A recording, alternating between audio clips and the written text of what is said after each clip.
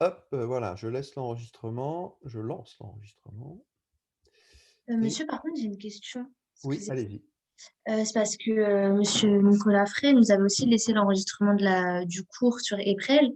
Seulement, j'ai voulu la revisionner et ils m'ont demandé un code secret que j'ai pas reçu. Ah, alors, bon, moi, je procède pas comme ça, en fait. Moi, j'ai une chaîne YouTube, en fait, sur lequel je publie mes vidéos. Donc, Ok, je vous mettrai un lien vers la vidéo directement. très bien, merci. Je vous en prie. Par contre, pour celui de Monsieur Frey, je sais pas, peut-être redemander lui le code, s'il y a un code à donner. Et je lui redemanderai merci beaucoup. Ok, donc on va commencer par un petit film. Donc je vous dis, c'est un des premiers films qui a été fait par IBM au début des années 70, justement pour illustrer un petit peu les capacités de l'informatique. Euh, et ça parle justement un peu des distances dans l'univers, de l'infiniment grand à l'infiniment petit.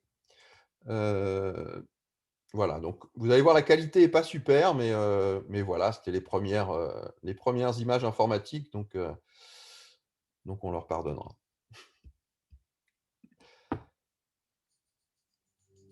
Allez, c'est parti, ça dure pas très longtemps, hein. Et puis après, on va reprendre ensemble ces histoires de distance dans l'univers.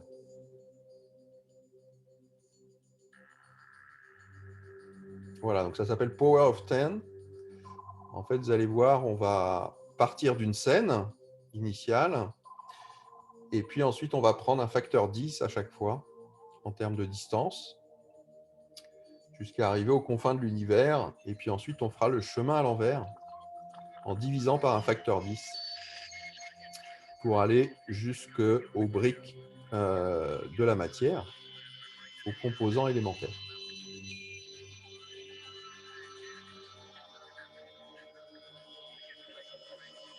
Voilà, donc on part avec un carré de 1 mètre de côté. Et puis en fait, à chaque seconde, on va prendre un facteur 10. En fait.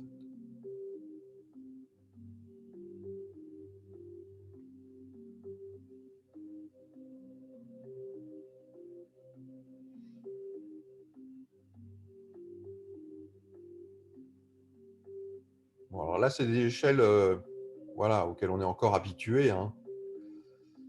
L'échelle du mètre, du kilomètre.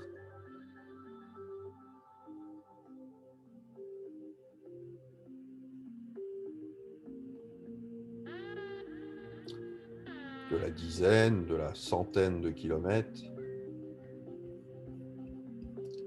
Ça, c'est des distances qu'on a l'habitude de parcourir. Hop, j'ai fait un petit... Oh, c'est reparti depuis le début. Alors, attendez, je vais essayer de l'avancer. Désolé pour cette coupure. Voilà, on repart de là.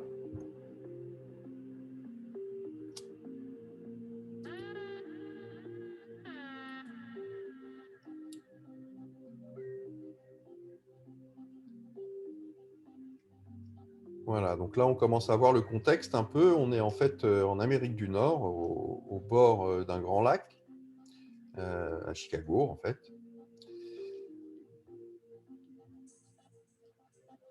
Et donc là, maintenant, on est à 1 million de mètres, c'est-à-dire un millier de kilomètres.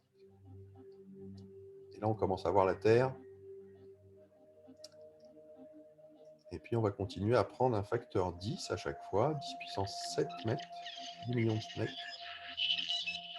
1000 kilomètres.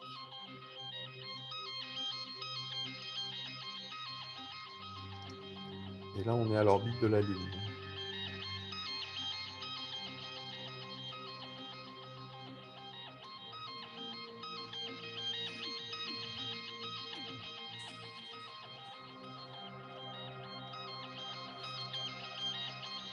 Là, ce qu'on voit, en fait, c'est une trace de l'orbite de la Terre autour du Soleil. Puis apparaissent les orbites de Vénus, Mars, Mercure.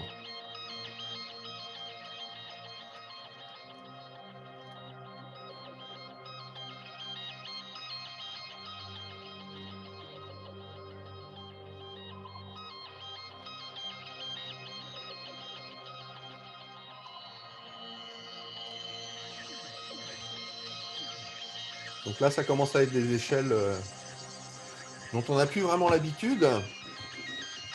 Et vous voyez que si on prend un facteur 10, puis un autre facteur 10,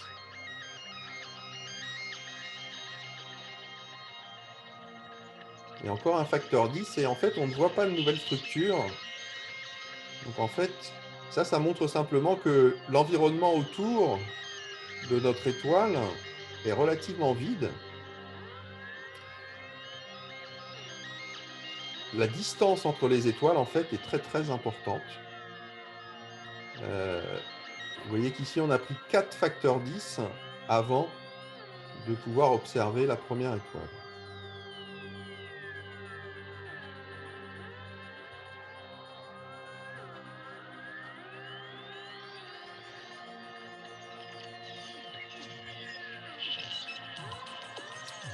Puis vous voyez sur l'échelle de gauche, maintenant on est passé en années-lumière. Donc je reviendrai sur cette définition de l'année-lumière.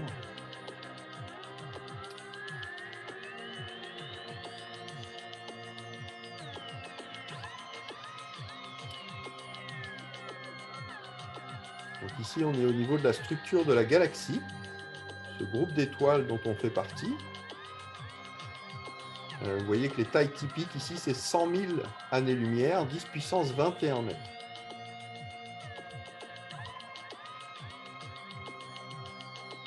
Un million d'années-lumière.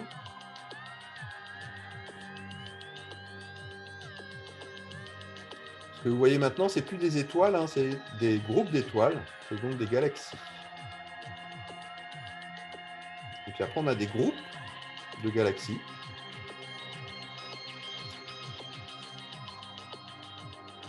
Qui font des centaines de millions d'années-lumière. Et là, on arrive aux confins de l'univers que l'on connaît aujourd'hui. Hein. On est à 1 milliard d'années-lumière de côté. On va aller jusqu'à 10 milliards pour remonter à l'origine de l'univers. Et puis maintenant, on fait le chemin à l'envers. Donc ici, on était à 10 puissance 24, 10 puissance 25 mètres.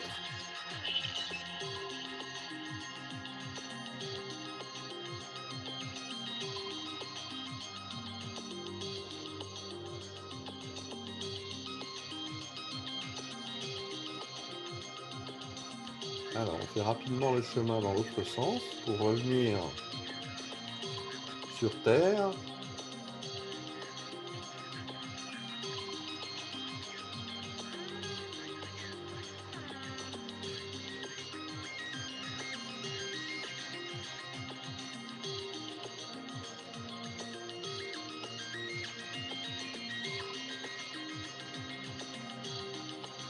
Et on va maintenant zoomer. Donc cette fois-ci, diviser par 10 la distance à chaque fois. Donc en allant à l'intérieur de ces cellules, à l'intérieur de la peau d'abord, puis à l'intérieur des cellules.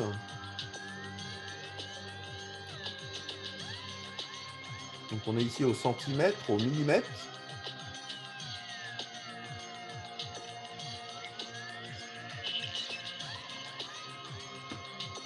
Et on va rentrer au niveau du dixième de millimètre, des centaines de micromètres.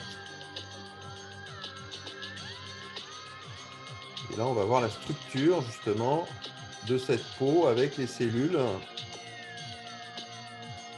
qui, elles, ont des tailles typiques de quelques dizaines de micromètres. Et puis ensuite, on va rentrer à l'intérieur des cellules, voir les composants à l'intérieur de ces cellules. On est là au niveau du micromètre. Et on va rencontrer donc ces constituants élémentaires de la vie, que sont les brins d'ADN, là où est stocké le patrimoine génétique. On est ici au dixième ou au centième de micromètre. On arrive au niveau du nanomètre, 10-9 mètres. Et là, on rentre dans la structure même des atomes qui constituent ces briques du vivant. Et on va ensuite rentrer à l'intérieur de ces atomes pour voir la structure des atomes avec les nuages électroniques.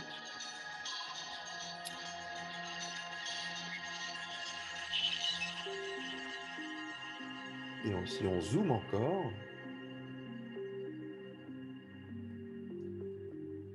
on va arriver au picomètre, 10-12 mètres. On commence à apercevoir une structure qui est en fait le noyau des atomes. Ici, un atome de carbone qui a une taille typique qui est de l'ordre du femtomètre, 10-15 mètres. Donc ici, on a les constituants élémentaires, les protons et les neutrons, et puis on pourrait zoomer encore pour voir des constituants encore plus élémentaires que sont les quarks. Et actuellement, donc, c'est ces constituants-là qui sont pour nous tout ce qui permet de construire toute la matière de l'univers. Donc voilà, ce petit film en fait couvre à peu près 40 ordres de grandeur, 10 puissance 24 d'un côté, 10-16 de l'autre. Ce sont un peu les échelles que l'on a dans notre univers. Alors, pour l'heure, pour aujourd'hui, donc je vais plutôt m'intéresser aux grandes structures de l'univers. Hein, on reviendra dans la partie sur l'origine de la vie, sur les structures microscopiques. Alors, la vidéo date de 1973, je crois, 72, quelque chose comme ça.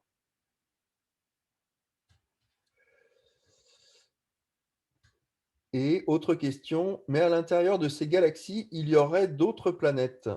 Ça, certainement, puisque actuellement, peut-être on aura l'occasion d'en reparler quand, si j'arrive à trouver le temps de vous parler des planètes autour d'autres étoiles, mais en tout cas, les statistiques actuelles semblent nous montrer que quasiment autour de toutes les étoiles, ou au moins autour d'une étoile sur deux, eh bien, on a des planètes. Donc certainement qu'il y a des planètes dans d'autres galaxies, et même il y a des milliards de planètes, des milliards de planètes dans l'univers.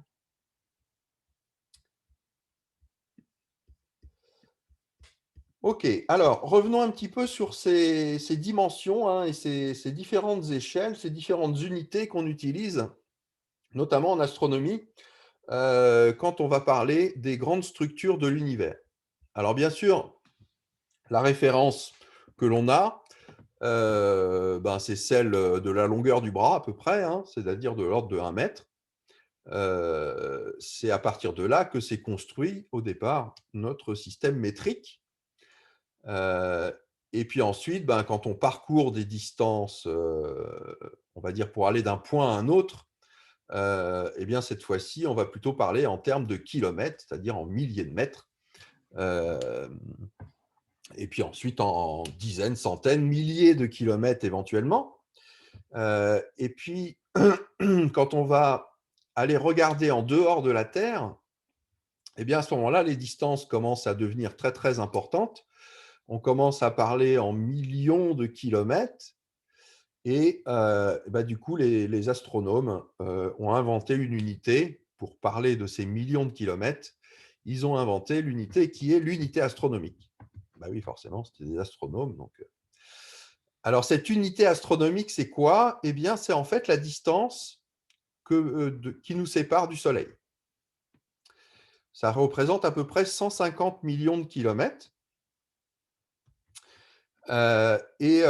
Cette distance, en fait, la lumière, vous savez que la lumière est la chose, on va dire la chose, le corps, le signal, ce serait plus juste, le signal qui se propage le plus rapidement. Rien ne peut se propager plus rapidement que la lumière dans le vide. Et donc la lumière qui se propage du Soleil pour venir jusqu'à la Terre met 8 minutes pour parcourir cette distance de 150 millions de kilomètres. Donc pour parcourir une unité astronomique. OK. C'est en général l'unité qu'on va utiliser quand on va parler de corps du système solaire. La Terre se trouve à une unité astronomique du Soleil, Vénus à 0,75, Mars à 1,5, et puis si on va plus loin, Jupiter à 5 unités astronomiques, et puis on peut aller encore plus loin jusqu'à Neptune à 30 unités astronomiques. Et puis ensuite, si on va encore plus loin, on commence à avoir des dizaines, des centaines, voire des milliers d'unités astronomiques. Et puis du coup, quand on arrive à plusieurs dizaines de milliers d'unités astronomiques, on aime bien avoir une autre unité. Et donc, on a créé une unité qui s'appelle l'année-lumière. Alors, l'année-lumière, c'est quoi? C'est justement la distance que parcourt la lumière en une année. Alors, comme je vous le disais, la lumière, donc, c'est un phénomène qui se propage, même dans le vide, et sa vitesse de propagation dans le vide, c'est 3 × 10⁻8 mètres par seconde, c'est-à-dire 300 millions de mètres par seconde, ou 3 × 10⁵ kilomètres par seconde. Et donc, en une année, c'est à peu près 3 × 10⁻7 secondes, eh bien, la lumière va parcourir 9,5 × 10⁻15 mètres, 9500 milliards de kilomètres. Ça représente à peu près 65 000 unités astronomiques. Donc ça va être l'unité qu'on va choisir quand on va sortir du système solaire, qu'on va aller vers les étoiles déjà les plus proches, qui sont à quelques années-lumière, et puis ensuite, quand on va aller plus loin, vers d'autres étoiles plus éloignées, quand on va se balader à l'intérieur de la galaxie, qui, elle, va commencer à faire des dizaines de milliers, voire des centaines de milliers d'années-lumière, et puis quand on va se balader entre les galaxies, qui vont avoir des distances qui vont pouvoir faire plusieurs millions d'années-lumière, voire encore plus loin. Et donc, ce qu'il faut bien se rendre compte, c'est que quand on va de plus en plus loin dans l'espace, eh bien, en fait, on voit de plus en plus loin dans le passé. Alors, comment on peut expliquer ça? Si vous regardez le Soleil, je vous ai dit, la lumière du Soleil, elle met 8 minutes à nous arriver. Pour parcourir les 150 millions de kilomètres, la lumière qui nous provient du Soleil met 8 minutes. Donc, quand la lumière nous arrive, en fait, on voit la lumière qu'a émis le Soleil il y a 8 minutes. Autrement dit, on voit le Soleil tel qu'il était il y a 8 minutes. Et du coup, ça va être pareil si on va regarder les étoiles qui sont en dehors de notre système solaire. Si on regarde les étoiles les plus proches, elles sont à peu près 4 années-lumière. Donc, on voit ces étoiles comme elles étaient il y a 4 ans. Mais si on va encore plus loin, si on va regarder une galaxie comme la galaxie d'Andromède qui se trouve à 2 millions d'années-lumière, la lumière qui nous provient de cette galaxie a été émise il y a 2 millions d'années. Donc, on remonte en la regardant dans le passé de l'univers il y a 2 millions d'années. Et puis, de proche en proche, comme ça, on peut aller jusqu'aux limites de l'univers, jusqu'à des distances qui seraient de plusieurs milliards d'années-lumière, et revenir comme ça aux origines de l'univers pour essayer de comprendre comment cet univers a pu évoluer dans ses premiers stades et jusqu'à aujourd'hui. Alors enfin, il y a une dernière unité qui est parfois utilisée, je la mentionne juste ici, c'est parfois utilisé par les astronomes, c'est ce qu'on appelle le parsec.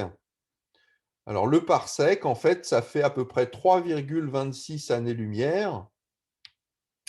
En fait, c'est utilisé par les astronomes parce que pour aller mesurer les étoiles qui sont loin, bah, c'est très compliqué de trouver une technique appropriée. Et en fait, on va utiliser une technique qu'on appelle la technique de parallaxe. C'est-à-dire que si vous regardez un même point en prenant deux positions différentes, eh bien, vous allez voir ce même point avec un angle différent.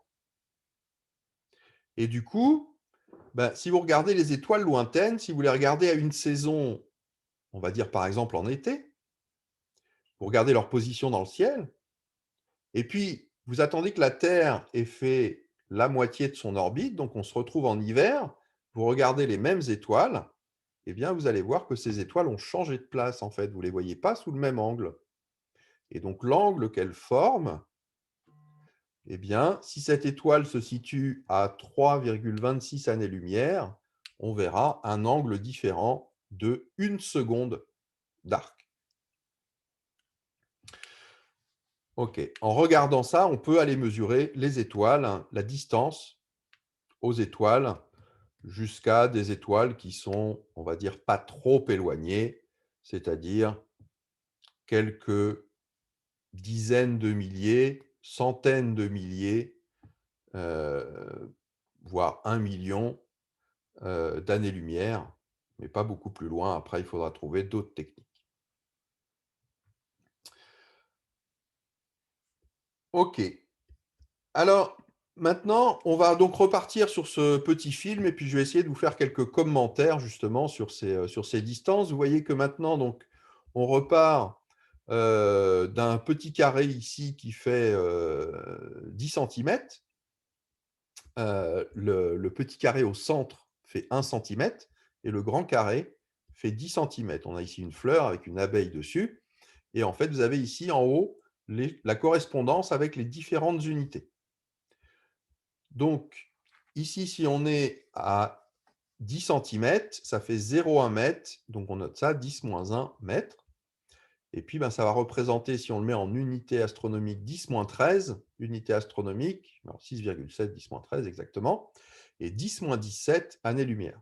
Donc ça, ce n'est pas très pratique comme unité ici, donc on va plutôt utiliser les mètres quand on est à petite distance. Et donc ensuite, ben, je vais mettre un facteur 10 en fait à chaque fois en s'éloignant. Donc ça va être comme le film qu'on a vu précédemment. Et donc voilà, on se retrouve au-dessus d'une mare qui fait ici 1 mètre de côté avec des nénuphars. Le petit carré central fait 10 centimètres. On prend encore 1 mètre, ça fait 10 mètres. On est dans un jardin public, dont on commence à voir les contours. Et puis si on prend encore un facteur 10, donc on commence à voir quelque chose qui a 100 mètres de côté, taille typique d'un terrain de jeu, comme un terrain de foot par exemple. C'est aussi cette taille, la taille maximum que l'on connaisse actuellement pour des êtres vivants. Hein, l'être vivant le plus grand sur la planète, c'est un champignon, et il a une taille qui est de l'ordre de 80 mètres. Donc voilà, ça donne une caractéristique. Et puis ensuite, donc si on prend un facteur 10, donc on est au niveau du kilomètre. Bon, ici, vous avez différents, voilà, c'est la taille typique des parcs dans lesquels vous pouvez aller vous promener ou courir. Et puis ensuite, on prend encore un facteur 10. On a la taille typique de Paris, par exemple. Paris intramuros, hein, de l'ordre de 10 km. C'est aussi la taille, la distance qui nous sépare des portes de Paris quand on est à Créteil. Si on reprend un facteur 10, là, on commence à voir les contours donc, d'une côte. Au niveau des… Ici, on est en baie de San Francisco, aux États-Unis.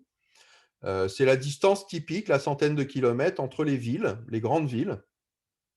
Voilà. Ensuite, quand on prend encore un facteur 10, donc on arrive aux milliers de kilomètres, là, on commence à voir les contours des continents. Donc ici, le continent américain, c'est voilà, le millier de kilomètres, c'est aussi la taille typique, on pourrait dire, entre les capitales des différents pays, hein. On va dire que c'est la taille typique d'un pays. Et puis, si on prend encore un facteur 10, eh bien, on commence à voir apparaître un continent entier, ici l'Amérique du Nord, un petit bout de l'Amérique centrale. Et puis, on commence à voir la rotondité de la Terre. Donc, quand on est à 10 000 kilomètres, eh bien, on voit cette Terre avec un diamètre de 12 800 kilomètres et une circonférence de 40 000 kilomètres. Donc la Terre tourne sur elle-même, hein. Donc en fait, un point sur la Terre parcourt ces 40 000 kilomètres en 24 heures. Donc du coup, à partir de là, on peut essayer de calculer à quelle vitesse on tourne autour de la Terre, enfin plutôt la Terre tourne autour d'elle-même. Et si vous calculez cette vitesse, vous allez trouver que actuellement, immobile devant votre écran, vous êtes à une vitesse de 1670 km/h. Ça paraît dingue, hein? Mais vous parcourez actuellement 500 mètres par seconde autour du centre de la Terre.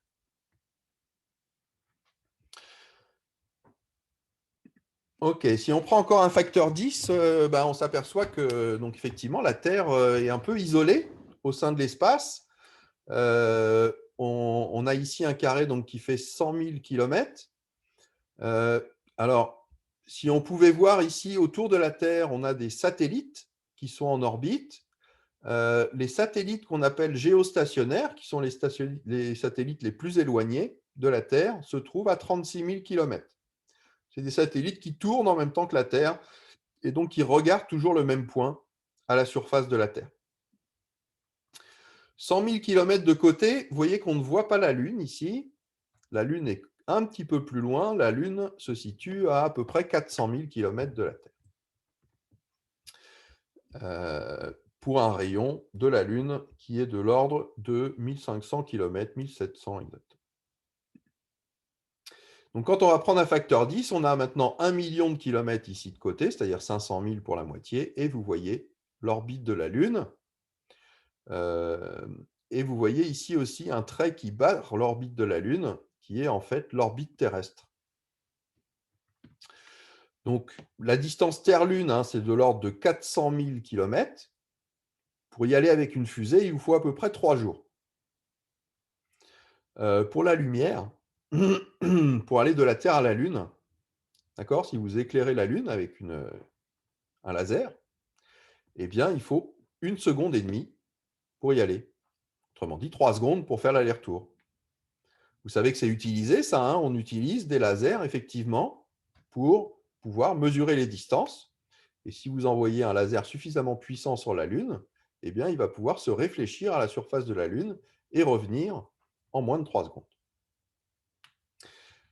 Alors ici, on ne voit pas encore les autres planètes, ni le Soleil, mais 1 million de kilomètres, donc on arrive à des distances qui sont des distances sur lesquelles on peut commencer à voir une planète sur son orbite.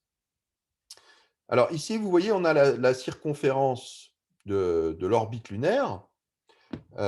Cette circonférence, c'est de l'ordre de 2,5 millions de kilomètres. Ces 2,5 millions de kilomètres, la Lune, elle les parcourt en 1 mois à peu près. Exactement 27 jours. 27 jours qui durent 24 heures. Donc si on fait le calcul, à quelle vitesse la Lune tourne-t-elle autour de la Terre? Eh bien, on va trouver qu'elle tourne à peu près 3500 km/h.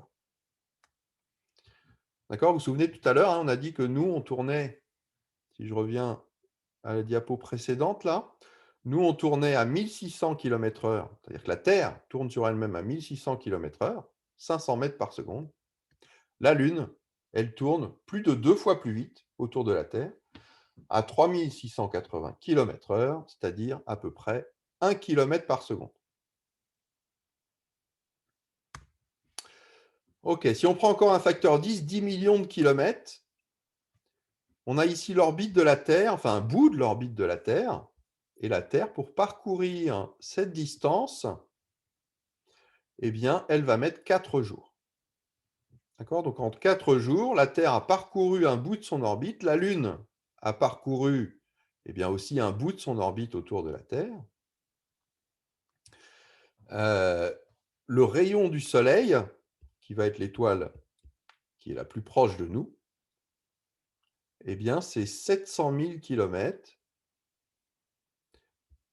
c'est-à-dire à peu près 1,5 fois le carré central.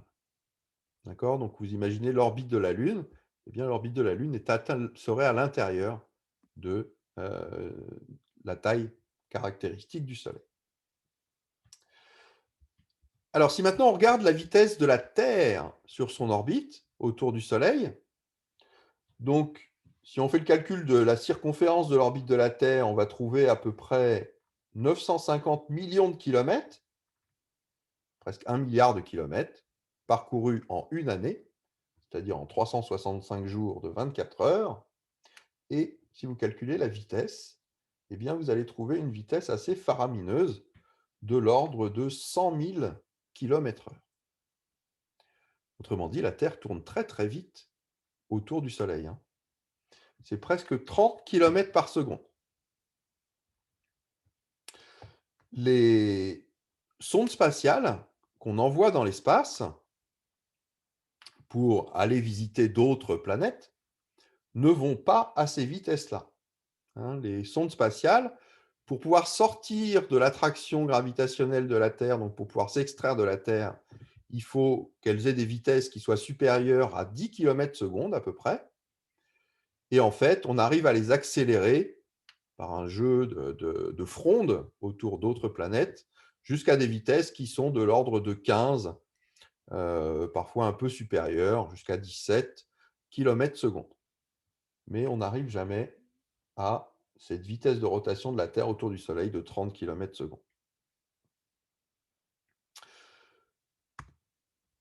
OK, si on prend encore un facteur 10, d'accord, donc là on était à 10 millions de kilomètres pour la taille du carré, on passe à 100 millions de kilomètres.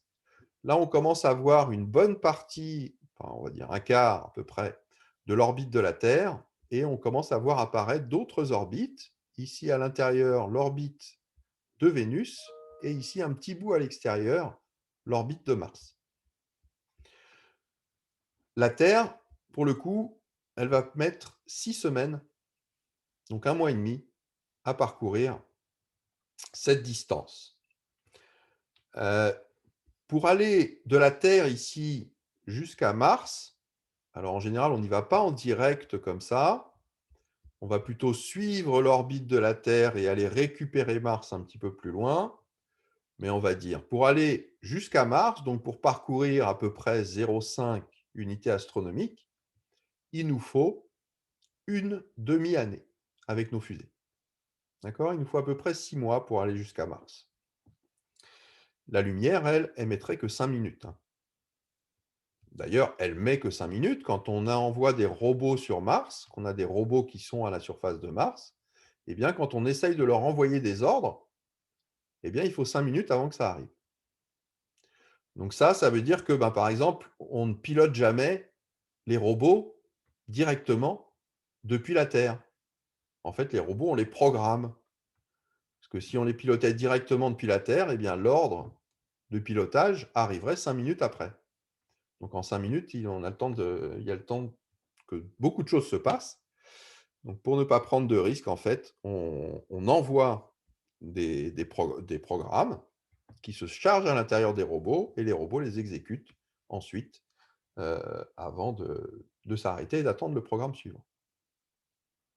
Monsieur, Oui, allez-y, allez-y. du coup, on mettrait 6 mois pour aller sur, Mars? Tout C'est à ça fait. plutôt? Ah Il bon? faut au minimum 6 mois pour aller sur Mars. Ouais. Ah, je pensais que c'était au moins 2 ans. Ah non. Non, non. Ah, Après, en fait, il vous faut 6 mois pour y aller. En général, vous arrivez sur place. Et puis, si vous voulez revenir, il faut attendre que parce qu'il faut des configurations particulières, parce que la Terre et Mars tournent, mais ils ne tournent pas à la même vitesse. Et donc, pour avoir une configuration qu'on appelle orbite de Hoffman, où en fait on peut suivre l'orbite de la Terre pour récupérer celle de Mars, eh bien, il faut attendre encore une année. Du coup, pour faire un voyage sur Mars, d'accord, si vous voulez aller sur Mars, rien que pour y aller et revenir, eh bien, il vous faut déjà 2 ans. D'accord? Ou alors, vous allez juste sur Mars, vous faites le tour et vous revenez. Mais si vous voulez rester à la surface de Mars, il vous faut au moins 2 ans. Et on pense même actuellement que, bon, si vous voulez faire quelque chose à la surface, les premiers voyages qui seront faits à la surface de Mars nécessiteront de pouvoir rester en dehors de la Terre au moins 3 années complètes.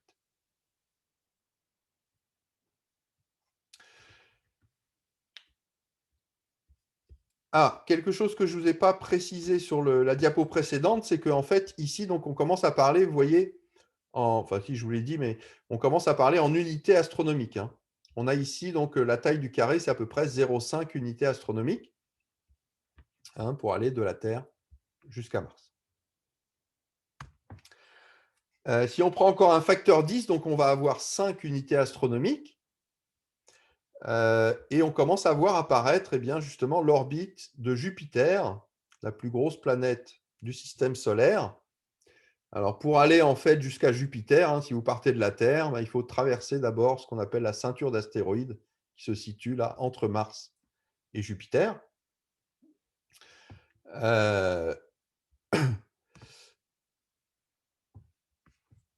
Ok, j'avance un petit peu. On prend encore un facteur 10. On a ici maintenant un carré qui fait 70 unités astronomiques de côté. Vous voyez que si on parle en termes d'années-lumière, ce n'est que 1 millième d'année-lumière. Donc on voit que la distance de la Terre au Soleil, c'est une unité astronomique.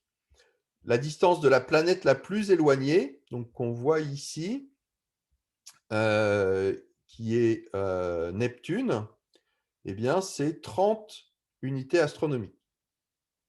Actuellement, les sondes spatiales qu'on a envoyées, de toutes les sondes spatiales qu'on a envoyées dans l'espace, hein, et on en a envoyé des dizaines, seulement 5 ont dépassé l'orbite de Neptune.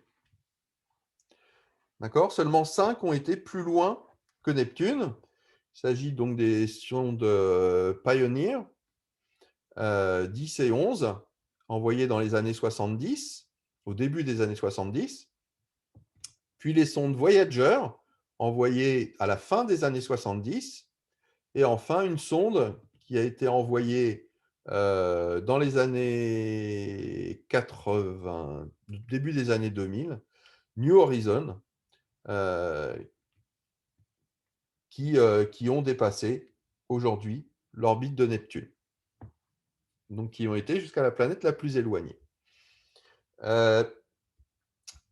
À ces distances de 30 ou 50 unités astronomiques, on va rencontrer ce qu'on appelle la ceinture de Kuiper. Ceinture de Kuiper, elle est constituée en fait de corps qui font des tailles typiques du kilomètre, de la dizaine, de la centaine de kilomètres, qui sont des restes en fait de la formation du système solaire. Et puis si on prend encore un facteur 10, donc on arrive à plusieurs centaines d'unités astronomiques, 670 unités astronomiques. La lumière va mettre 3 jours pour parcourir cette distance-là. Bien sûr, il n'y a aucune sonde spatiale qui a été aussi loin. Hein. La sonde spatiale actuellement la plus éloignée du Soleil, de la Terre, elle se trouve à 150 unités astronomiques seulement. Et elle a été envoyée, donc, comme je vous le disais, à la fin des années 70. C'est la sonde Voyager 1 qui a été envoyée en 1977.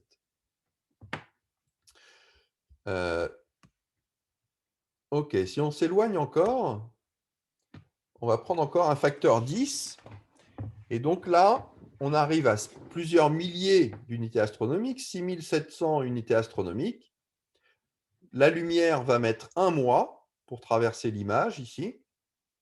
Et on pense qu'à ces distances-là, il existe un réservoir de petits corps, comme la ceinture de Kuiper, mais cette fois-ci distribués dans tout l'espace et pas seulement dans le plan où orbitent les planètes. Et donc, on pense qu'il existe effectivement un réservoir de comètes, hein, parce que c'est ça qui va fournir les comètes, à quelques 10 000 à 150 000 unités astronomiques de la Terre. Mais en dehors de ça, l'espace est très vide. Vous voyez qu'ici, je prends un facteur 10, on est à 1 année-lumière de la Terre, et on n'a pas d'étoiles encore.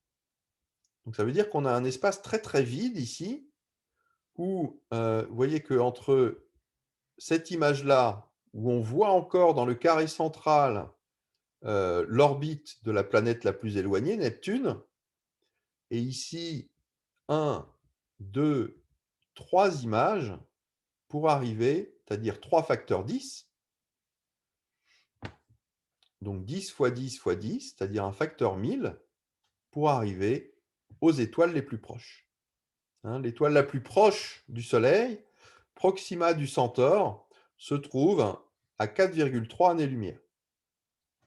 Et on a seulement une dizaine d'étoiles qui se trouvent à des distances qui sont inférieures à 5 années-lumière du Soleil.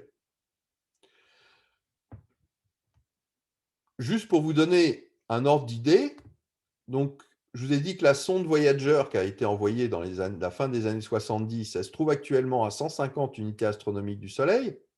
Pour arriver jusqu'à l'étoile la plus proche, eh bien, il lui faudrait à peu près 100 000 ans. D'accord? Donc, dans 100 000 ans, eh bien, effectivement, peut-être que la sonde Voyager arrivera en proximité d'une étoile. Monsieur, Oui, désolée de vous interrompre. mais En je fait, vous en prie. tout à l'heure, il me semble que vous aviez dit que la lumière du Soleil mettait 5 minutes pour aller jusque Mars, mais 8 pour aller jusque la Terre. Et pourquoi, alors que Mars est plus loin, Ah non, la non, lumière non. prend moins de temps? Ah, alors, ce n'est pas tout à fait ça que j'ai dit. J'ai dit Ah. la lumière du Soleil met 8 minutes pour arriver à la Terre.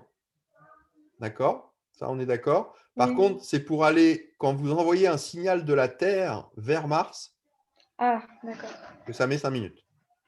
D'accord, j'ai mal entendu. Merci. D'accord? Du coup, effectivement, la lumière du Soleil pour arriver jusqu'à Mars, il faut à peu près une douzaine de minutes, quoi. Une quinzaine. D'accord?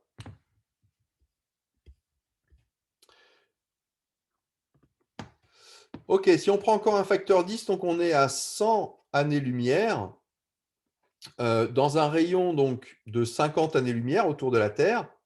Eh bien, donc dans l'image que vous auriez ici, là, on aurait à peu près 1 millier d'étoiles. Vous voyez que ce n'est pas énorme, hein, puisque c'est distribué dans tout l'espace. C'est distribué en volume. Donc voilà, dans un volume de 100 années-lumière autour de la Terre, eh bien, on a à peu près 1 millier d'étoiles. Alors actuellement, dans les recherches que l'on fait de planètes autour d'autres étoiles, eh bien, on ne va pas à des distances qui sont beaucoup plus grandes que ça. Hein. Les étoiles qu'on peut détecter, les planètes qu'on peut détecter autour d'autres étoiles, eh bien, sont autour d'étoiles qui sont relativement proches du Soleil. Hein, parce que sinon, on ne reçoit pas leur signal.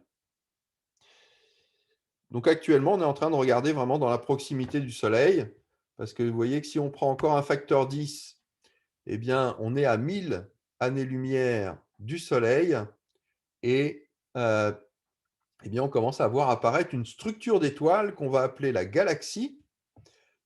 Et en fait, 1000 années-lumière, en fait, c'est plutôt 3000, mais c'est une taille caractéristique de l'épaisseur du disque de la galaxie.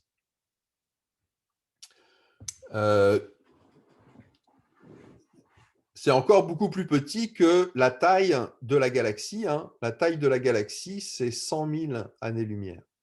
Donc, on va prendre ici un facteur 10 et on voit apparaître une structure dans laquelle se trouve le Soleil, qui est ce qu'on appelle un des bras spiraux de la galaxie.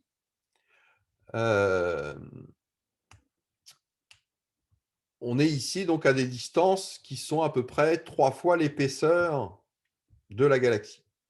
Bon, je reviendrai sur ces histoires de galaxies.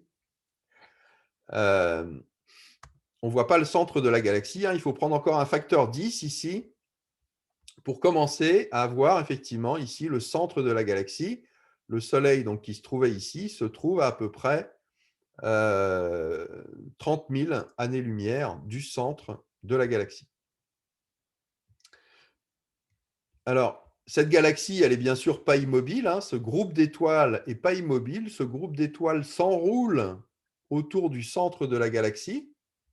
Autrement dit, le Soleil, hein, il n'est pas immobile, il est en mouvement autour du centre de la galaxie. Et en fait, eh bien, si on regarde la circonférence de son orbite autour du centre de la galaxie, eh bien, depuis le début de la naissance du Soleil, il y a 4,5 milliards d'années, eh bien, le Soleil n'a fait que 15 fois le tour de la galaxie.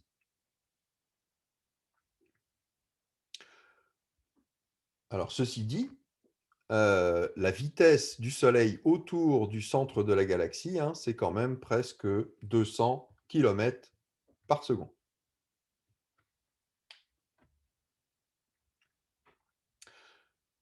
OK, si on prend encore un facteur 10, ce qu'on commence à apercevoir, eh bien, c'est donc notre galaxie dans ce carré central. On est ici à 1 million d'années-lumière de côté, hein, pour notre carré. Autrement dit, la lumière met 1 million d'années à traverser ce carré. Ça commence à être énorme. Et vous voyez apparaître certaines structures ici autour de notre galaxie. Ce sont en fait des galaxies satellites qu'on appelle le petit nuage et le grand nuage de Magellan, qui se situent à peu près à 200 000 années-lumière de notre galaxie. Autrement dit, vous voyez que ces galaxies satellites de la Terre, eh bien, sont à des distances qui sont à peu près la taille de la galaxie. Donc, vous voyez que les galaxies, finalement, ont des tailles relativement importantes par rapport aux distances qui les séparent. Hein, on a ici des choses qui sont comparables. Donc ça va avoir une implication forte. C'est que, en fait, les galaxies vont fortement interagir les unes avec les autres et on va souvent avoir des collisions entre galaxies. Alors attention, quand on parle de collision entre les galaxies, si vous vous souvenez de ce que je vous ai dit sur les étoiles tout à l'heure, la distance entre les étoiles, c'est très très grand par rapport à la taille d'une étoile. Hein, vous vous souvenez tout à l'heure que par rapport à la taille de l'orbite de la planète la plus éloignée, il a fallu prendre un facteur 1000 pour voir la taille entre deux étoiles. Et puis, là, on parle de l'orbite de la planète la plus lointaine. Donc, si on parle vraiment de l'orbite de la taille de l'étoile elle-même, c'est encore beaucoup, beaucoup, beaucoup plus petit. Encore un facteur 100, 1000 plus petit. Donc, du coup, ça veut dire que, eh bien, on n'aura quasiment jamais de collision entre deux étoiles. La probabilité pour que deux étoiles rentrent en collision, c'est très, très faible. Et pourtant, les galaxies vont rentrer en collision les unes avec les autres. Mais quand on parle de collision entre galaxies, eh bien, on ne parle pas de collision entre les étoiles de la galaxie, mais plutôt de collision entre le gaz et la poussière et les étoiles qui constituent la galaxie, et le gaz et la poussière et les étoiles qui constituent les autres galaxies. Et on verra par la suite que en fait, ces collisions-là, elles ne donnent pas naissance à des collisions d'étoiles, mais plutôt à des flambées d'étoiles, c'est-à-dire à des apparitions d'étoiles plus importantes. Excusez-moi. Oui, allez-y. Quand il y a une collision entre galaxies, ça entraîne quoi pour elles? Enfin, elles fusionnent ou qu'est-ce qui Alors, se passe? j'y reviendrai quand je vous parlerai spécifiquement des galaxies, hein. Mais ce qui va se passer, c'est que en fait, ça va activer la production d'étoiles dans la galaxie. Et puis, ces galaxies, elles vont effectivement, par la suite, finir par fusionner et former une nouvelle galaxie qui serait plus grosse que la précédente, quoi. Ok, on aura l'occasion de reparler de ça au prochain cours, en fait. Ok, si on s'éloigne encore, Donc ici, on est à 10 millions d'années-lumière, hein, c'est-à-dire que la lumière met 10 millions d'années pour aller d'un point à un autre ici du carré, d'un côté, pardon, d'un coin à un autre du carré. Et ce qu'on commence à voir ici, c'est, vous voyez qu'ici, on a une galaxie qui est relativement proche, la galaxie d'Andromède, qui se trouve à 2 millions d'années-lumière de la Terre. C'est une grosse galaxie spirale comme la Terre qui se trouve à côté, qui est d'ailleurs en direction de la Terre. Hein, la galaxie d'Andromède et notre galaxie, la Voie lactée, sont en train de foncer l'une vers l'autre. Mais les distances sont telles que ça n'arrivera pas tout de suite, la collision entre les deux. Néanmoins, ce qu'on voit, c'est que ces galaxies vont se regrouper en amas de galaxies, c'est-à-dire des groupes de galaxies dans lesquels les galaxies interagissent les unes avec les autres sous forme d'interactions gravitationnelles. Un peu comme les planètes autour du Soleil, quoi. Le groupe local, notre groupe local de galaxies, c'est de l'ordre de 10 millions d'années. Hein. C'est typiquement la taille de ce qu'on a ici. Ici, donc, c'est notre groupe local formé de l'ensemble de toutes ces galaxies. Et puis, si on prend encore un facteur 10, eh bien, on va s'apercevoir que en fait, ces groupes de galaxies ici se regroupent en d'autres. Enfin, on a des amas de galaxies, et ces amas de galaxies vont eux-mêmes se regrouper en amas d'amas, ce qu'on appelle des super amas, c'est-à-dire les amas vont s'influencer les uns les autres en termes d'attraction gravitationnelle, hein, comme si ici on avait un corps qui va venir influencer l'orbite de celui-là. Et donc tout ça est en interaction. Et puis ensuite, donc, on arrive à 1 milliard de galaxies, pardon, 1 milliard d'années-lumière. Donc, on a les amas et super amas de galaxies qui semblent se dessiner sur des espèces de filaments ici. Vous voyez qu'on a des régions de l'espace qui sont plus denses que d'autres. Alors, plus denses en termes de galaxies, pas forcément plus denses en termes de matière elle-même. Et on a l'impression que ces amas se regroupent sur des espèces de bulles dans une structure. Alors, je croyais que j'avais une autre image que je voulais vous montrer. Ça doit être à la fin de tout ça, voilà. Dans une espèce de bulle qui forme ici ces structures sur des milliards d'années-lumière. OK. J'ai passé un petit peu les diapos de la fin, là. Si vous voulez, je peux revenir rapidement dessus. Alors là, c'était juste pour vous dire que si vous voulez retrouver le film, c'est disponible sur YouTube.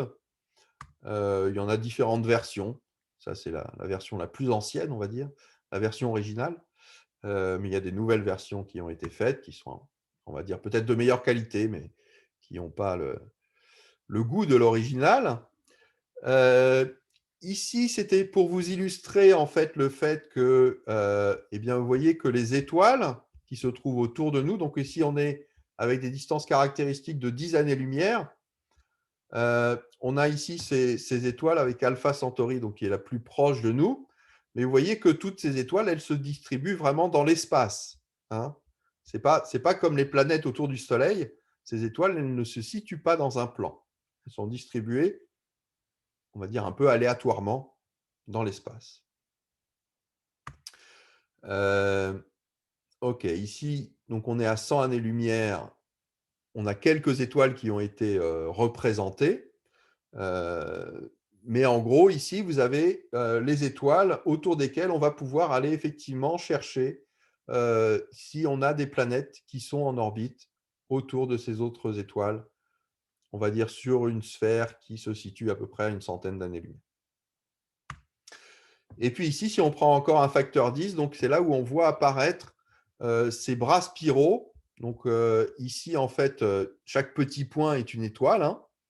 On voit que ces étoiles, en fait, elles se regroupent par des espèces de bras spiraux qu'on voit encore mieux si on prend une échelle encore plus grande, avec ici donc le centre galactique où on a une densité d'étoiles très importante, et puis ces bras spiraux autour duquel s'enroulent les étoiles, avec ici, vous voyez en bas, là, une petite galaxie naine, qui est la galaxie du Sagittaire.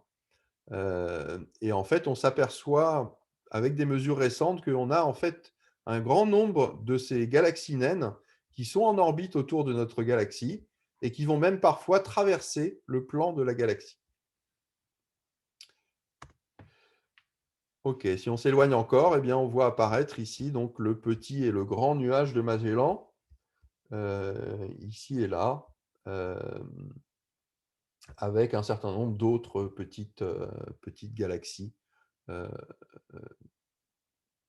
qui sont en orbite autour de notre galaxie centrale, la Voie lactée. Et ici, donc, c'est le groupe local de galaxies qu'on appelle l'amas de la Vierge, dans laquelle on va rencontrer un grand nombre de galaxies. Et puis, voilà, après, mêmes images que tout à l'heure. Donc là, plus dans une représentation un peu à 3 dimensions, pour vous montrer que tout ça est vraiment distribué dans l'espace. Hein. Faire attention dans les visions à plat, quoi. On pourra avoir une impression que c'est un peu comme le système solaire, c'est-à-dire tout se passe dans un plan. Ce n'est pas le cas, hein. Tout ça se passe en volume. Et tout cet espace, on le verra, est en expansion. Ok, ça termine pour ce que je voulais vous dire sur les distances. Du coup, il nous reste un petit peu de temps. Donc, je vais pouvoir commencer à vous parler bien, justement de ces étoiles. Alors, il faut que je retrouve ma présentation. Est-ce qu'elle est? Elle est là. Voilà, je vais mettre... alors, je pousse ça. Monsieur, excusez-moi. Oui, allez-y, allez-y. Oui, alors par rapport à la première diapo du coup qu'on vient de faire, Ouais. je vois pas très bien qu'est-ce qu'il faudrait du coup retenir, parce que c'est vrai qu'il y a beaucoup de Bah, mesures en fait. Oui, alors je ne vous demande pas de retenir exactement les mesures, juste d'avoir des ordres d'idées de ce que ça représente finalement une année-lumière, quelles sont plutôt les distances entre les planètes qui se comptent plutôt pour le coup en unités astronomiques et pas en années-lumière, que les étoiles les plus proches se trouvent à quelques années-lumière, que la taille de la galaxie, c'est plutôt une centaine de milliers d'années-lumière. La taille entre les galaxies elles-mêmes, pour les plus grandes, c'est plutôt des millions d'années-lumière. Vous voyez, les ordres de grandeur, en fait. D'accord, le global, merci. Voilà.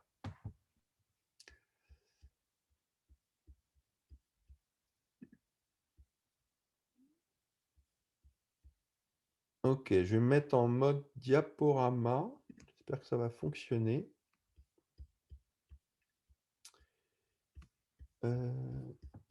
Ouais, il a l'air de fonctionner. Alors par contre, il faut que je revienne au début. Je ne suis pas du tout au début là.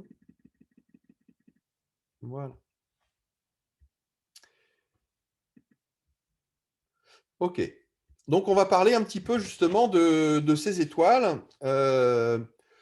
Voilà, je vais essayer de vous dire quelques généralités sur les étoiles. Qu'est-ce que c'est qu'une étoile? Et on va aller regarder celle qui est la plus proche de nous, donc c'est le Soleil.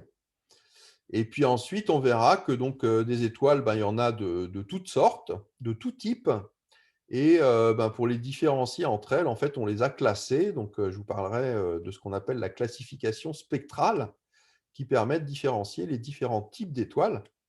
Et on verra comment effectivement les étoiles se différencient, par quoi les étoiles se différencient. Et puis ensuite, ça nous amènera à parler de ce qui est la source d'énergie des étoiles qu'est-ce qui fait que les étoiles brillent? Et puis, pendant combien de temps les étoiles vont briller? Quand une étoile se forme, eh bien, à partir de ce moment-là, quelle va être sa durée de vie, quoi? Parce qu'une étoile, ça va naître et puis à un moment, ça va mourir. Et eh bien, c'est cette vie et cette mort des étoiles qui rythment en fait l'évolution de notre univers. Notamment, par exemple, les planètes. Les planètes sont un résidu de la formation de notre étoile. Hein, donc, c'est comme une cause secondaire, si vous voulez, de la formation de l'étoile. OK, mais alors qu'est-ce que c'est qu'une étoile? Alors, ben, pour ça, on va aller voir l'étoile la plus proche de nous, donc le Soleil. C'est vraiment l'étoile qu'on connaît la mieux parce que bah, elle est à côté, donc on a pu déjà l'observer depuis très très longtemps, l'observer en détail, et puis pouvoir aller ben, la sonder de plus près, et puis prendre ses dimensions, sa température, sa masse éventuellement, pour essayer de donner des caractéristiques aux étoiles. Alors, si on reprend les caractéristiques du Soleil, on va dire que le Soleil, c'est une étoile typique, d'accord? Une étoile standard, on va dire. Et donc, une étoile standard, si on parle en termes de taille, c'est à peu près 100 de fois la taille de la Terre. OK, donc si vous prenez ici le diamètre du Soleil, eh bien, vous faites rentrer à peu près 110 terres dans ce diamètre. Hein. Donc, vous voyez déjà, la Terre, c'est un peu grand, mais là, on est à des choses qui sont 100 fois plus grandes. Hein. Une étoile, c'est à peu près 100 fois plus grand qu'une planète comme la Terre. Si on prend par rapport à Jupiter, qui est la planète la plus grosse du système solaire, eh bien, c'est à peu près 10 fois le diamètre de Jupiter. Alors, si on parle en termes de masse, maintenant, vous savez que la masse d'un corps, ça varie comme le cube de sa dimension. Hein. Le volume, par exemple, d'une sphère, c'est 4/3 de pi r cube, si r est le rayon de la sphère. Et donc ici, si on a un diamètre qui fait 100 fois le rayon de la Terre, eh bien, on devrait avoir une masse qui est de 1 million de fois, c'est-à-dire 100 au cube, 1 million de fois la masse de la Terre. Alors, ce n'est pas tout à fait le cas. La masse du Soleil, c'est un petit peu moins que 1 million de fois, c'est 300 000 fois la masse de la Terre. Alors, c'est un petit peu moins parce qu'en fait, le Soleil est principalement composé d'un élément beaucoup plus lourd que ce qu'on peut avoir sur Terre, où on a des roches, en fait, sur la Terre. Le Soleil, lui, c'est plutôt un gaz formé principalement d'hydrogène. Et donc, la densité, en fait, va être plus faible. Néanmoins, on a 300 000 masses terrestres dans le Soleil. Et en fait, même si on prend toute la masse de tous les corps en dehors du Soleil du système solaire, c'est-à-dire Jupiter, Uranus, Neptune, Saturne, la Terre, Mars, enfin tout ce que vous voulez, toutes les comètes, eh bien en fait, le Soleil, ça représente 98% de la masse totale. D'accord? Donc autrement dit, le Soleil, donc l'étoile, dans un système stellaire, l'étoile, c'est là où se regroupe toute la masse du système. Ce qu'il y a en dehors de l'étoile, donc tout le système des planètes et des comètes, etc., eh bien, ce n'est qu'un résidu, en fait, de la formation de l'étoile. Ce n'est que quelques pourcents de la masse à partir de laquelle s'est formée l'étoile. OK, si on regarde cette étoile et qu'on prend sa température, la température à la surface de l'étoile, c'est 6000 degrés Celsius. Ça, c'est des températures qu'on atteint nulle part. Hein, dans votre four, la température la plus haute que vous pouvez atteindre, si vous mettez en fonction pyrolyse, ça va être 500 degrés, quoi. Peut-être 600. Après, si vous avez des fours un peu plus performants, vous allez pouvoir atteindre peut-être le millier de degrés, et encore difficilement. mais jamais vous allez atteindre 6000 degrés.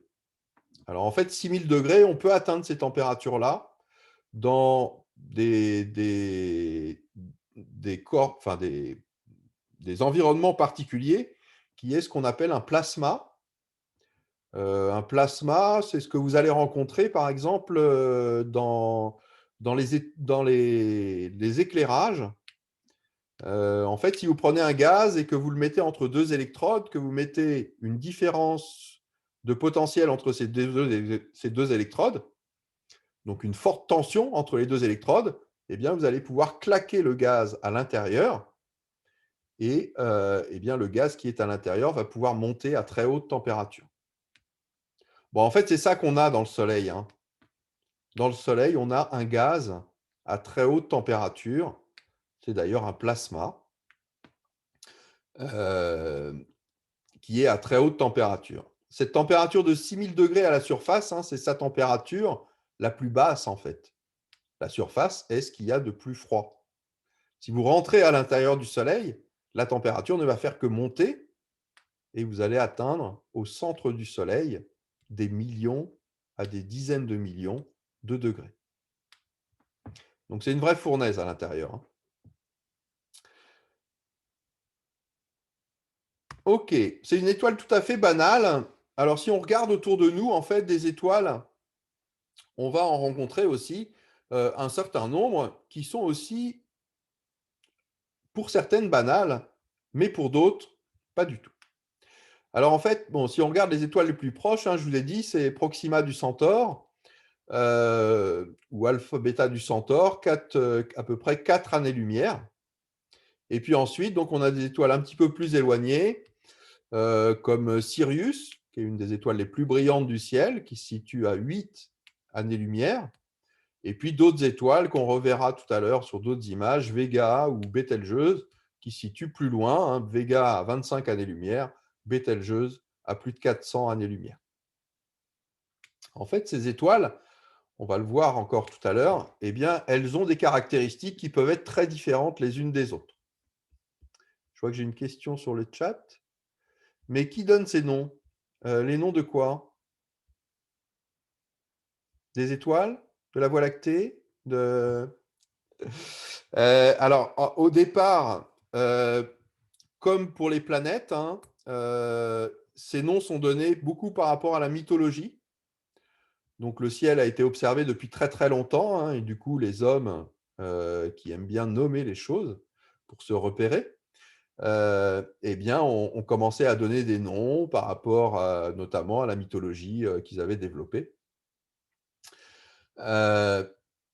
Et puis ensuite, donc aujourd'hui, on donne les noms par rapport à différents critères. Souvent, c'est celui qui découvre finalement un corps donné qui va donner un nom. Alors après, on a des gens qui sont spécialisés là-dedans, qui font des catalogues. Du coup, on donne des noms par rapport à des catalogues. Voilà, en fait, c'est actuellement l'IAU, l'Institut astronomique international, qui est chargé justement de cette nomination des différents corps quand ils sont découverts. Ok, alors ces étoiles, comme je vous le disais, peuvent avoir des caractéristiques très très différentes. Vous avez vu le Soleil, là, je vous ai dit, c'est à peu près une centaine de diamètres terrestres. Et si on convertit ça en termes de distance parcourue par la lumière, ça représente à peu près 4 secondes-lumière. D'accord? Donc, la lumière, pour aller à un bout à l'autre du Soleil, elle met à peu près 4 secondes.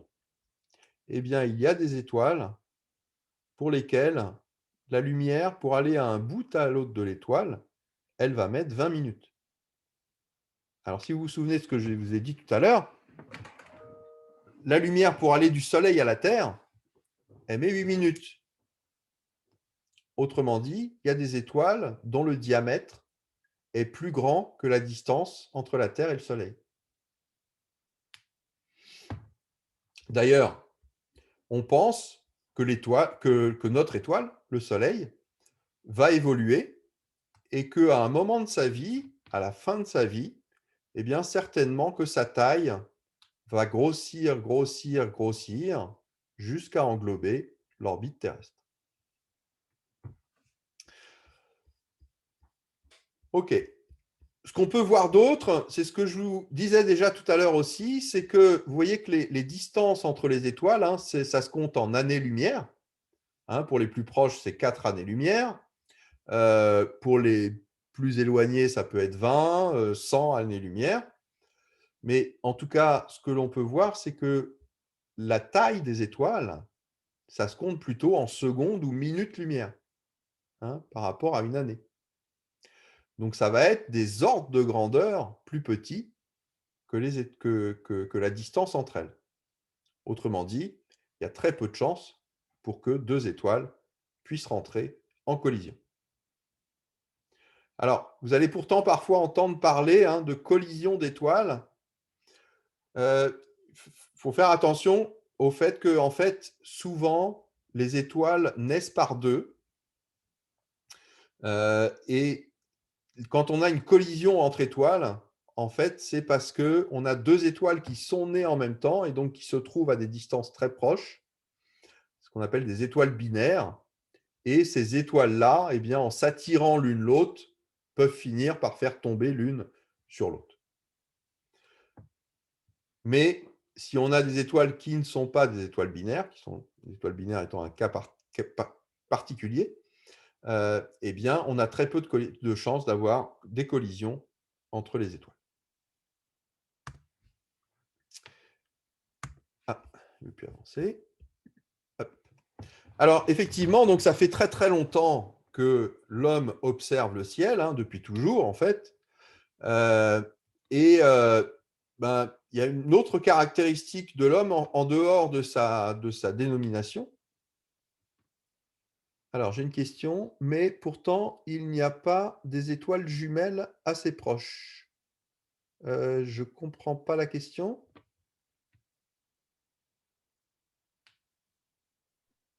Oui. Oui, allez-y, si Euh, vous pouvez préciser. Je ne sais plus leur nom, mais il y a deux étoiles. On a l'impression qu'elles se superposent. Je les avais déjà observées. Il y en a une qui est plus lumineuse que l'autre et elles se superposent, entre guillemets. Enfin, elles ont l'air très proches. Mais je sais qu'on dit qu'elles sont jumelles, mais je ne sais plus le nom. Leur nom. Quand vous appelez très proches, ça veut dire que quand vous les regardez dans le ciel, elles sont très proches? Oui, ça fait comme une superposition. Il y en a une qui brille plus derrière l'autre. Je ne sais D'accord. plus le nom de des étoiles. Alors, je ne sais pas non plus, mais en tout cas, c'est justement de ça dont j'allais parler. C'est ce qu'on appelle des constellations d'étoiles. En fait, quand vous regardez le ciel, ce qui se passe, c'est que vous faites une projection. Je vous ai montré tout à l'heure que en fait, les étoiles se répartissent dans l'espace en 3 dimensions. Mais vous, quand vous regardez le ciel, vous projetez toutes les étoiles sur un fond qui est le fond du ciel. Et donc, c'est comme si vous les voyiez à plat, en fait. Et donc, du coup, eh bien, vous allez voir des étoiles qui sont proches les unes des autres dans cette projection sur le fond du ciel. Mais en réalité, donc c'est ce que je vous montre là-dessus, si vous prenez par exemple la Grande Ourse ici, on a l'impression qu'on a des étoiles qui sont liées les unes aux autres, parce que quand on les regarde dans le ciel, elles sont proches les unes des autres, elles ont une certaine forme. Mais en fait, si vous regardez réellement ces étoiles qui composent, donc c'est ce qu'on va appeler une constellation, eh bien en fait, elles sont très éloignées les unes des autres, pas du tout à la même distance, quoi. Alors, je ne sais pas si c'est exactement ça dont vous vouliez parler, mais en tout cas, depuis toujours, l'homme a justement identifié ces étoiles sous forme de constellations pour donner un peu de sens justement à ces corps qui étaient en dehors de la Terre. De là aussi, hein, sont venus tout un tas de noms donnés à ces constellations, aux étoiles qui les composent, par rapport à des mythologies, en y associant des dieux, ou bien d'autres formes de déification.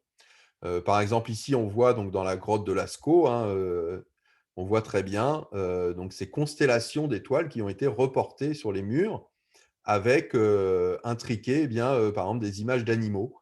Donc, certainement qu'il y avait une association qui était faite entre ce qu'on pouvait imaginer de ce qu'il y avait dans le ciel et les images qu'on avait à notre disposition sur Terre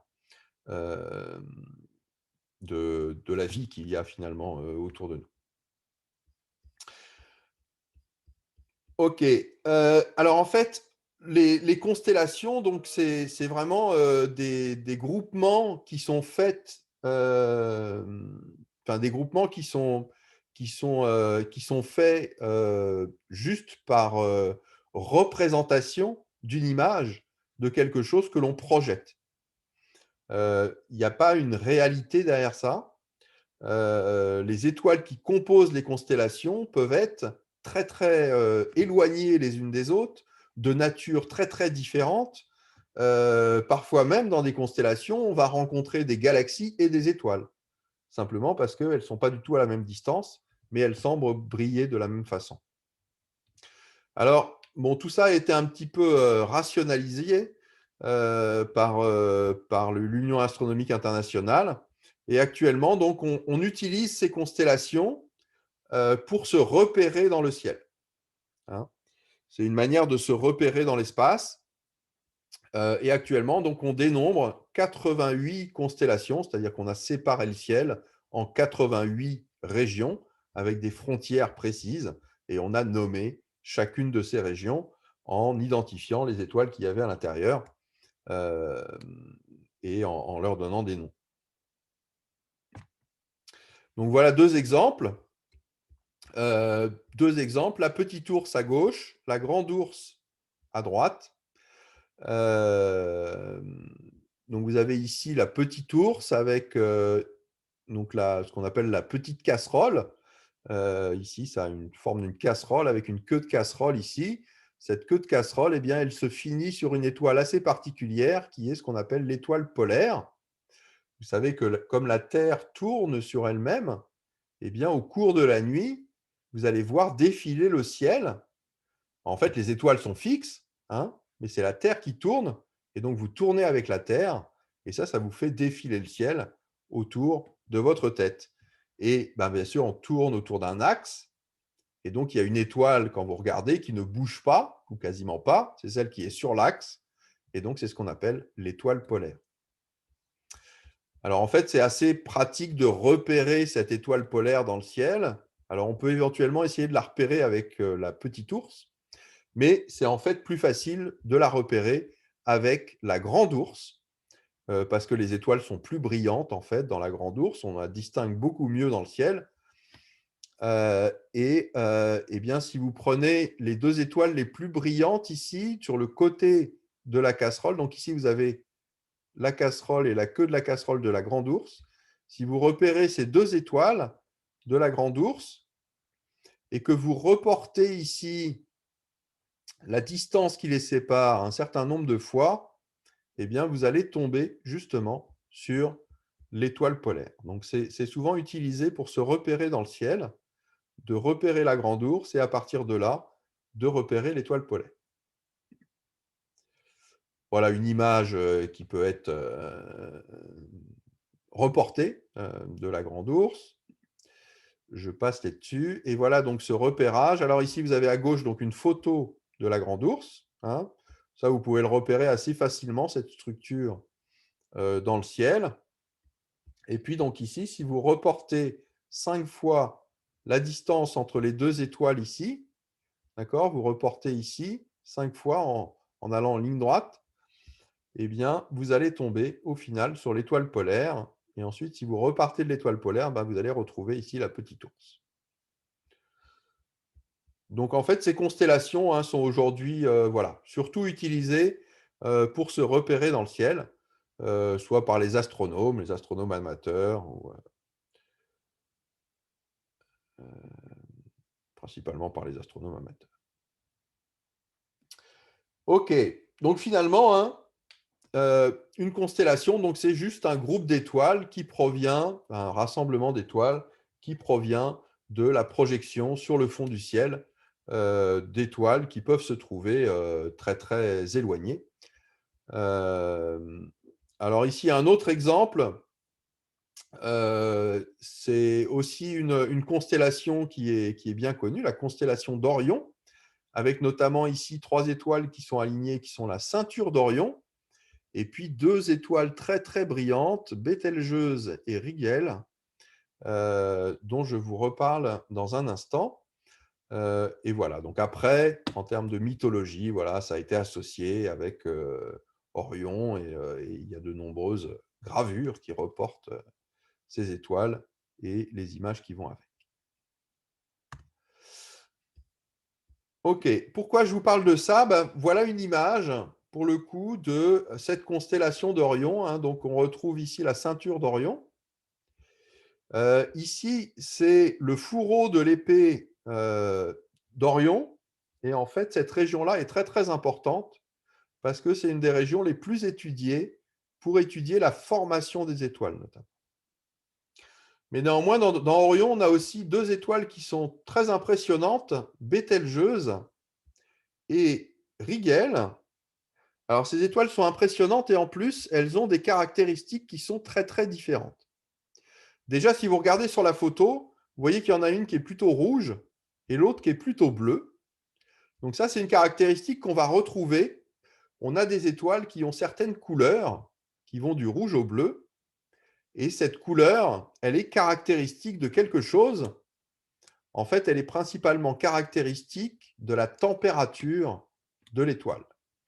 Plus l'étoile est froide, plus elle va être rouge. Plus l'étoile est chaude, plus elle va être bleue. Et donc, on a 2 étoiles qui sont ici très, très différentes en termes de température. On a une étoile qui est rougissante, Bételgeuse, avec une température, vous voyez, de l'ordre de 3000, 4000 degrés, quasiment. Et puis une étoile Rigel, qui est une étoile bleue. Et là, pour le coup, eh bien, ce n'est pas 4000 degrés, mais 10 000 degrés qui fait à la surface de l'étoile. Ok, on va avoir d'autres différences ici entre ces étoiles, notamment en termes de distance. La Bételgeuse, on a pu estimer sa distance, on l'a trouvée à 400 années-lumière à peu près. Rigel, si vous estimez sa distance, eh bien en fait, elle se situe 2 fois plus loin. Après, on a aussi des étoiles qui vont avoir des tailles différentes. Ici, une étoile comme Bételgeuse, c'est une étoile qui va avoir à peu près 600 à 650 rayons solaires. Alors qu'une étoile comme Rigel va avoir une taille qui est seulement de 80 rayons solaires. Je dis seulement parce que vous voyez que c'est quand même un ordre de grandeur plus petit que Bételgeuse. Ok, en termes de masse, on peut estimer aussi donc la masse de Bételgeuse comme étant à peu près 15 masses solaires, alors que la masse de Rigel est de l'ordre de 20 masses solaires. Donc on a ici des étoiles qui ont des masses qui sont relativement similaires, mais qui ont des tailles qui sont très différentes, des températures très différentes, et aussi des distances qui peuvent être assez différentes. Alors, en fait, ici, on a 2 étoiles qui sont à des stades d'évolution très différents. Bételgeuse, c'est ce qu'on appelle une géante rouge. C'est une étoile qui est en fait en fin de vie. Donc, une étoile plus grosse que le Soleil, mais qui est en train de finir sa vie et qui a donc gonflé et qui a une température relativement basse. Alors que Bételgeuse, c'est ce qu'on appelle une supergéante bleue. C'est une étoile qui est en plein milieu de sa vie, qui est une étoile qui est très grosse par rapport au Soleil. 20 masses solaires, c'est très gros, et qui a une température très, très importante. Monsieur, j'ai une question. Allez-y, allez-y. Ça veut dire que il y a peut-être des milliards d'années, le Soleil, il était bleu? Non, parce que le Soleil, en fait, il est en pleine vie, on pourrait dire. C'est-à-dire qu'en fait, la couleur, en fait, on va voir, on n'aura pas le temps aujourd'hui là, mais on verra que la couleur, alors en dehors du fait qu'une étoile rougit souvent quand elle vieillit, mais ou sinon la couleur de l'étoile est caractéristique de sa masse. Parce que la masse va nous relier à la température et la couleur, en fait, ça vous donne une idée de la température. Et le Soleil, lui, il est jaune parce qu'il a la masse qu'il a. Eh bien, ça lui donne une température de surface qui est de l'ordre de 6000 degrés. Et à 6000 degrés, la couleur que l'on voit, c'est du jaune.